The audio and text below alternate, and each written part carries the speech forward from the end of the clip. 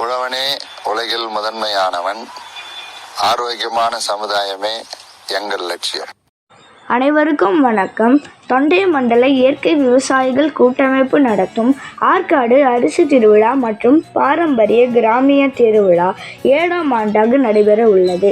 ஆற்காடு நம்மாழ்வார் ஞாயிறு அங்காடி சார்பாகவும் சக்தி இயற்கை பண்ணை சார்பாகவும் உங்கள் அனைவரையும் அன்போடு அழைக்கின்றோம்.